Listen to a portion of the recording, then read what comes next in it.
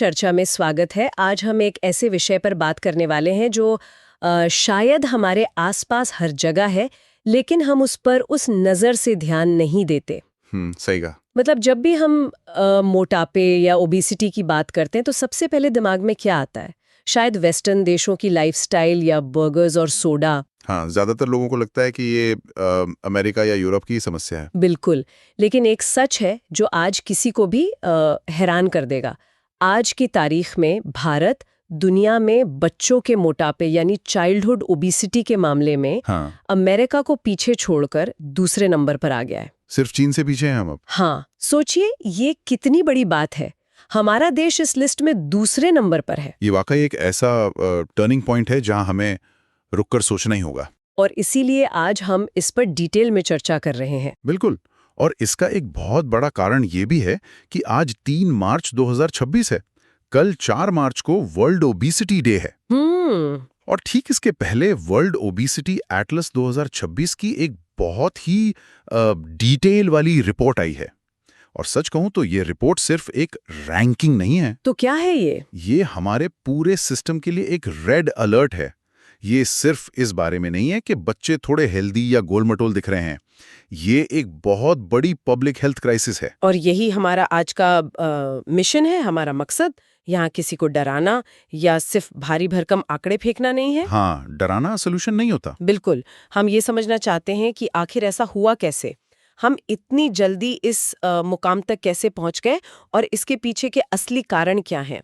तो चलिए इसको थोड़ा डिटेल में अनपैक करते हैं। जरूर। अगर हम आज की स्थिति की बात करें तो 2025 का जो डेटा इस रिपोर्ट में दिया गया है वो एग्जैक्टली क्या तस्वीर दिखा रहा है? देखिए, अगर हम सीधे नंबर्स पर आएं तो रिपोर्ट बताती है कि भारत में 5 से 9 साल की उम्र के करीब 1.49 करोड़ बच्चे आज की तारीख में ओवरवेट हैं या मोटापे के शिकार हैं। 5 से 9 साल के 1.5 करोड़ बच्चे। हाँ, और जैसे ही हम 10 से 19 साल के टीनेजर्स के ग्रुप में जाते हैं तो ये आंकड़ा छलांग लगाकर 2.64 करोड़ तक पहुंच जाता है। बाप रे। यानी कुल मिलाकर 4.5 करोड़ से ज्यादा बच्चे।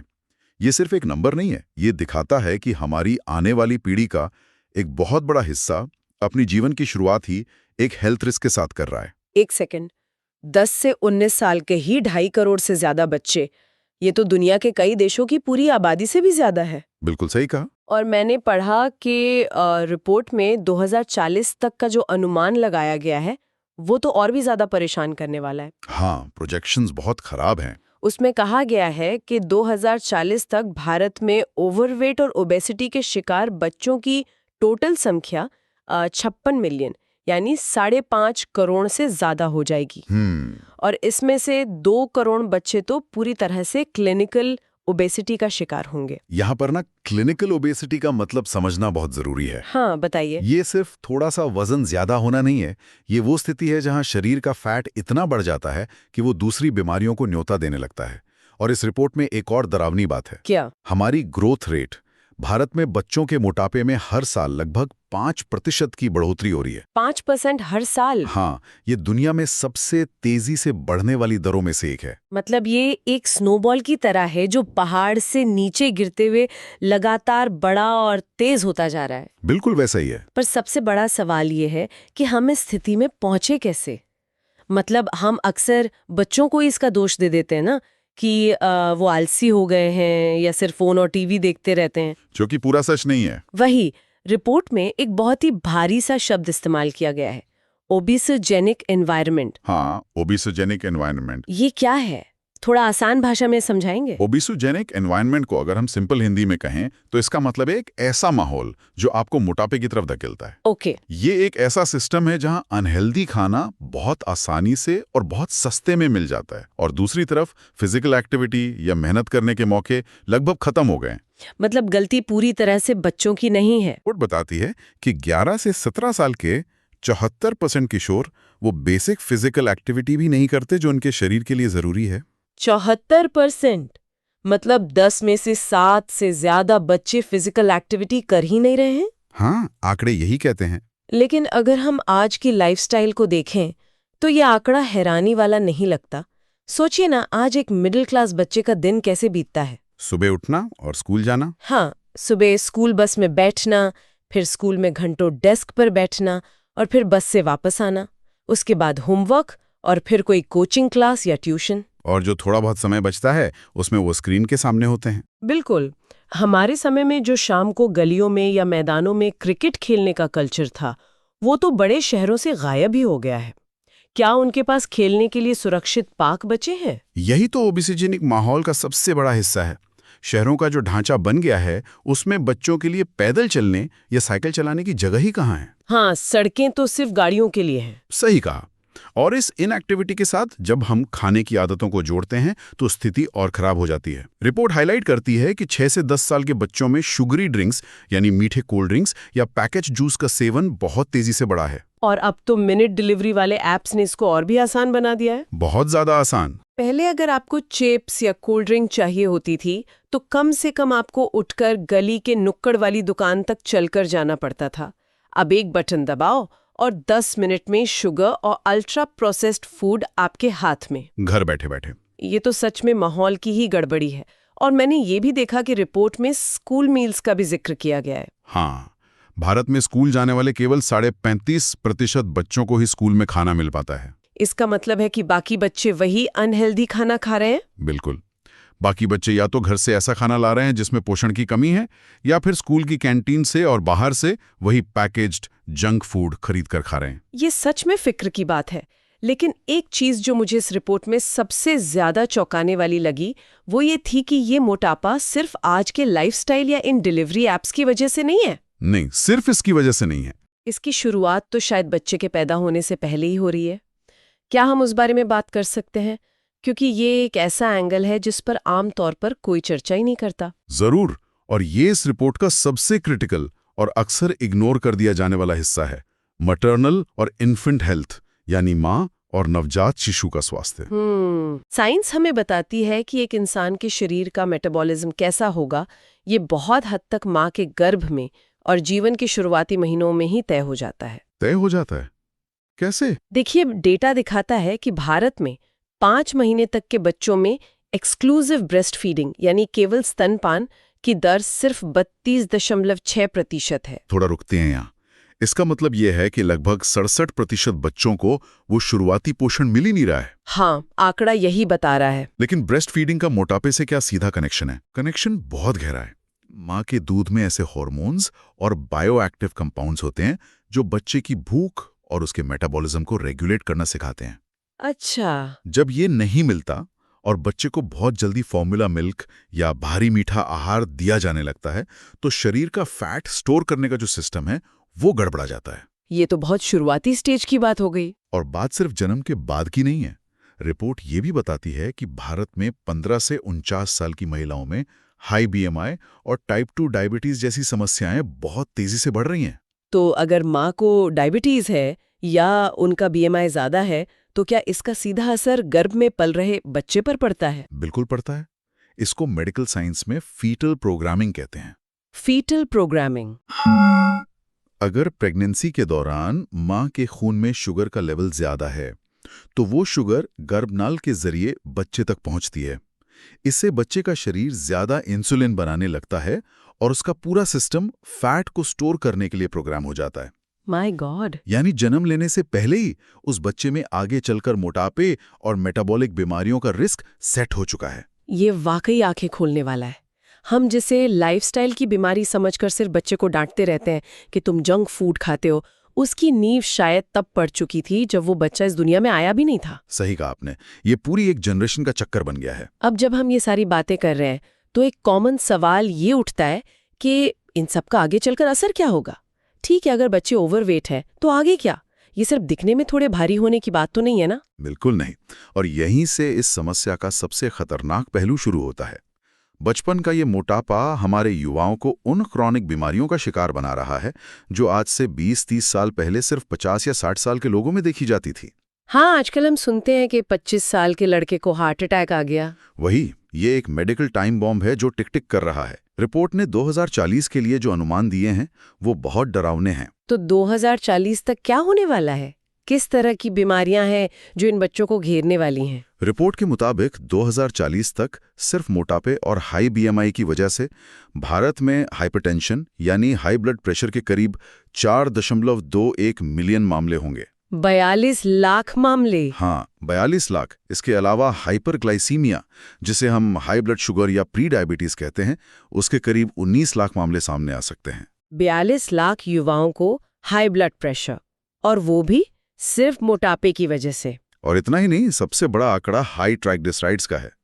अनुमान है कि 2040 तक 6.07 मिलियन यानी 7 लाख से ज्यादा युवाओं में हाई ट्राइग्लिसराइड्स की समस्या होगी। एक सेकंड के लिए मैं आपको यहाँ टोकना चाहूंगी। हम अक्सर ब्लड टेस्ट की रिपोर्ट में ये ट्राइग्लिसराइड्स शब्द पढ़ते हैं और डॉक्टर्स कहते हैं कि इसे कंट्रोल करो, लेकिन एक 15 या 20 साल के बच्चे के शरीर में हाई ट्राइग्लिसराइड्स आखिर कर क्या रहा है? इसका सीधा असर क्या होता है? बहुत अच्छा सवाल पूछा आपने। देखिए, ट्राइग्लिसराइड्स खून में मौजूद एक तरह का फैट या लिपिड होता है। जब हम जरूरत से ज्यादा कैलोरीज खाते हैं, खासकर मीठा और कार्बोहाइड्रेट्स, तो शरीर उस एक्स्ट्रा एनर्जी को ट्राइग्लिसराइड्स में बदलकर फैट सेल्स में स्टोर कर लेता है। ओके। अब सोचिए, एक 15 साल के बच्चे के खून में ये फैट लगातार बढ़ रहा है। ये धीरे धीरे उसकी खून की नालियों में जमने लगता है, जिसे प्लैक कहते हैं। हाँ, प्लैक के बारे में सुना है। इससे नालियां सख्त और संक्रिय हो जाती हैं।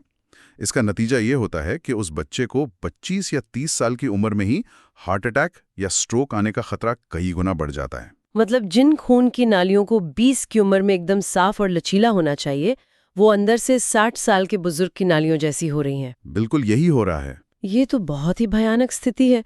7 लाख बच्चों को सीधे तौर पर दिल की बीमारियों का खतरा है। और अगर आप इसे एक बड़े लेंस से देखें, तो ये सिर्फ उन बच्चों या उनके परिवारों की समस्या नहीं रह जाती। तो फिर किसकी समस्या है? रिपोर्ट में एक बड़ा सवाल खड़ा किया गया है कि इसका हमारे हेल्थ केयर सिस्टम पर क्या असर पड़ेगा। भारत की सबसे बड़ी ताकत हमारी युवा आबादी मानी जाती है, जिसे अक्सर इकोनॉमी की भाषा में डेमोग्राफिक डिविडेंड कहा जाता है। हाँ, ये डेमोग्राफिक डिविडेंड वाला टर्म तो न्यूज में बहुत इस्तेमाल होता है। इसका सिंपल सा मतलब यही है ना कि हमारे पास काम करने वाले जवान लोगों की संख्या बहुत ज्यादा है, जो देश की तरक्की का इंजन बन सकते हैं। एकदम सही। लेकिन सोचिए, अगर ये पूरी की पूरी युवा पीढ़ी 25 साल की उम्र में ही ब्लड प्रेशर की गोलियां खा रही है, उन्हें डायबिटीज मैनेजमेंट के लिए बार बार अस्पताल जाना पड़ रहा है, और वो हार्ट रिस्क से जूझ रहे हैं, तो क्या वो देश की इकोनॉमी को आगे बढ़ा पाएंगे? नहीं, बिल्कुल नहीं। वो तो खुद अपनी हेल्थ से जूझ रहे होंगे। वो वही बात है। इसके बजाय वो हमारे हेल्थ केयर सिस्टम पर एक बहुत बड़ा बोझ बन जाएंगे। हमारे अस्पताल जो आज ही इतने भरे हुए हैं, वो आने वाले समय में इन क्रॉनिक बीमारियों के मरीजों को कैसे संभालेंगे? ये सच में एक नाइटमेयर जैसा लग रहा है। इसका आर्थिक और सामाजिक खर्च इतना बड़ा होगा जिसकी हम आज कल्पना भी नहीं कर सकते। ये एक बहुत बड़ा पॉइंट है। हम जो सपने देख रहे हैं ना एक सुपर पावर बनने के, वो सपने एक बीमार वर्कफोर्स के साथ तो पूरे नहीं हो सकते। बिल्कुल नहीं। तो अब हम उस हिस्से पर आते हैं जो सबसे अहम है, सॉल्यूशंस। आखिर किया क्या जाए? ये रिपोर्ट सिर्फ प्रॉब्लम बताकर तो नहीं छोड़ रही होगी। वर्ल्ड ओबेसिटी फेडरेशन इसके लिए क्या रास्ते सुझाता है? हाँ, रिपोर्ट में आगे का रास्ता बहुत क्लियरली बताया गया है। उन्होंने अपनी पॉलिसी रिकमेंडेशंस यानी नीतिगत सिफारिशों को कई हिस्सों में बांटा है। ओके। सबसे बड़ा फोकस उन्होंने फिस्कल और रेगुलेटरी उपायों पर रखा है। जैसे कि क्या कोई टैक्स या बैन लगाने की बात हो रही है क्या? जी, रिपोर्ट की सबसे प्रमुख सिफारिश ये है कि चीनी मिश्रित पेय पदार्थों यानी जो शुगर स्वीटन्ड बेवरेजेस हैं, जैसे कोल्ड ड्रिंक्स या पैकेज जूस, उन पर भारी टैक्स लगाया जाना चाहिए ताकि उनकी खपत कम हो सके।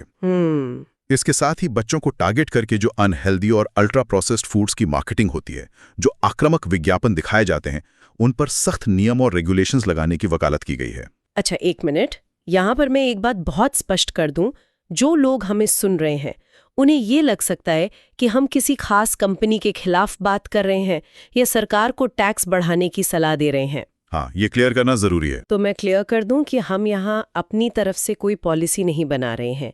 टैक्स लगाना है या विज्ञापनों पर रोक लगानी है, ये सीधा सीधा वर्ल्ड ओबेसिटी एटलास 2026 की रिपोर्ट का ऑफिशियल रिकमेंडेशन है। बिल्कुल। हम ना तो किसी पॉलिटिकल पार्टी का समर्थन कर रहे हैं और ना ही किसी विचारधारा का। हमारा काम बस इस रिपोर्ट में छपी बातों को आप सब तक बिना किसी फिल्टर के पहुंचाना है। बिल्कुल, ये स्पष्टता बहुत जरूरी थी। हमारा मकसद सिर्फ फैक्ट बेस्ड जानकारी देना है। तो अगर हम रिपोर्ट के बाकी सुझावों की बात करें तो टैक्स और नियम के अलावा और क्या बात कही गई है? टैक्स और रेगुलेशंस के अलावा स्कूल और हेल्थ केयर लेवल पर भी बड़े बदलावों की बात कही गई है। हाँ, स्कूलों के बारे में हमने पहले भी बात की थी कि वहाँ खाना कैसा मिलता है। तो क्या स्कूल में मेन्यू बदलने की बात है? मेन्यू बदलने के साथ साथ एक पूरा हेल्दी स्कूल एनवायरनमेंट बनाने की बात है। स्कूल मील्स की क्वालिटी सुधारना, ये तय करना कि बच्चों को स्कूल में जो खाना मिले वो न्यूट्रिशन से भरपूर हो। और फिजिकल एक्टिविटी? हाँ, इसके अलावा स्कूलों में फिजिकल एक्टिविटी को फिर से अनिवार्य और असरदार बनाना बहुत जरूरी बताया गया है। और हेल्थ केयर सिस्टम के बारे में क्या सुझाव हैं? क्योंकि आमतौर पे जब तक इंसान बीमार नहीं होता तब तक वो अस्पताल तो जाता नहीं और है। यही सोच बदलनी है हमें। रिपोर्ट कहती है कि हमारे जो प्राइमरी हेल्थ सेंटर्स हैं, यानी जो पीएचसी होते हैं, मोहल्ले या गांव के प्राथमिक स्वास्थ्य केंद्र, वहां मोटापे की शुरुआती जांच या ईयरली स्क्रीनिंग शुरू होनी चाहिए। आज के टाइम पे क्या होता है वहाँ? आज हम छोटे बच्चों को पीएचसी में सिर्फ तब ले जाते हैं जब उन्हें पोलियो की बूंदें पिलानी हो या फिर उन्हें बुखार हो। हाँ, वजन चेक करना या न्यूट्रिशन के बारे में बात करना तो हमारे रूटीन का हिस्सा ही नहीं है ना? यही तो रिपोर्ट की सिफारिश है। हमें प्राइमरी लेवल पर ही बच्चों का बीएमआई और वजन ट्रैक करना होगा। इसका फायदा क्या होगा? फायदा ये होगा कि अगर कोई बच्चा ओवरवेट कैटेगरी में जा रहा है तो डॉक्टर या हेल्थ वर्कर वहीं पर माता पिता को सही डाइट और लाइफस्टाइल की सलाह दे देंगे। मतलब बीमारी आने से पहले ही रोक लो? बिल्कुल, इंतजार ना करें कि वो बच्चा 20 साल का होकर हाई ट्राइग्लिसराइड्स या डायबिटीज के साथ वापस अस्पताल आए। अगर शुरुआत में ही इंटरवेंशन हो जाए तो इसे रिवर्स करना बहुत आसान होता है। तो अगर हम आज की इस पूरी चर्चा को समेटें तो जो सबसे बड़ी बात निकल कर आ रही है वो ये है कि चाइल्डहुड ओबेसिटी कोई कॉस्मेटिक प्रॉब्लम नहीं है। ये सिर्फ दिखने की बात नहीं है कि कपड़े फिट नहीं आ रहे। हाँ, ये एक पब्लिक हेल्थ क्राइसिस है। और सबसे जरूरी बात, ये बच्चों की गलती नहीं है। बिल्कुल नहीं, ये एक पूरा सिस्टमैटिक फेलियर है। एक ऐसा माहौल जो हमने जाने अनजाने में खड़ा कर दिया है, जहां सही खाना मुश्किल है और गलत खाना बहुत आसान। हमने आज देखा कि कैसे भारत में ये समस्या 5% की दर से बढ़ रही है, कैसे 2040 तक 5.5 करोड़ से ज्यादा बच्चे इसकी चपेट में होंगे। हमने समझा कि ये ओबेसोजेनिक माहौल क्या होता है, कैसे 10 मिनट डिलीवरी और गायब होते प्लेग्राउंड्स बच्चों को बीमार कर रहे हैं। और सबसे चौंकाने वाली बात, कैसे इसकी शुरुआत माँ के गर्भ से ही हो जाती है। हाँ, फीटल प्रोग्रामिंग। ये पूरी तस्वीर हमें बताती है कि हमें सॉल्यूशंस भी उसी स्केल पर सोचने होंगे। सही कहा। इसके लिए पूरे समाज को, पॉलिसी मेकर से लेकर स्कूल मैनेजमेंट और पेरेंट्स तक, सबको मिलकर एक ऐसा माहौल बनाना होगा जो बच्चों के स्वास्थ्य को सपोर्ट करे, ना कि उसे बर्बाद करे। बिल्कुल। और इसी के साथ हम अपनी इस चर्चा के आखिर में आ गए हैं।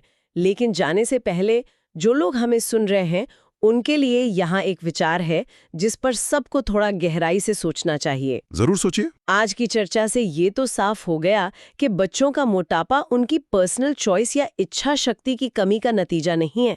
ये इस पूरी तरह से डिजाइन की गई अल्ट्रा प्रोसेस दुनिया का सीधा असर है। तो सवाल ये उठता है, अगर बीमारी इस आधुनिक ढांचे में ही है तो क्या सिर्फ अपने घर का डाइट चार्ट बदलने या जिम की मेंबरशिप लेने से कुछ होगा? ये सोचने वाली बात है। या फिर अब समय आ गया है कि हम अपने शहरों को, अपनी सड़कों को, अपने स्कूलों और अपने काम करने के तरीकों को ही जड़ से फिर से डिजाइन करें? क्या हमें एक ऐसे समाज की मांग नहीं करनी चाहिए जहां स्वस्थ रहना सबसे आसान काम हो, ना कि एक रोज की जंग? बहुत ही गहरा सवाल है। सोचिएगा जरूर। आज की इस गहन चर्चा में हमारे साथ जुड़ने के लिए बहुत बहुत शुक्रिया। अगली बार हम किसी और ऐसे ही दिलचस्प और जरूरी विषय के साथ फिर से हाजिर होंगे। तब तक के लिए सवाल पूछते रहिए और जागरूक बने रहिए।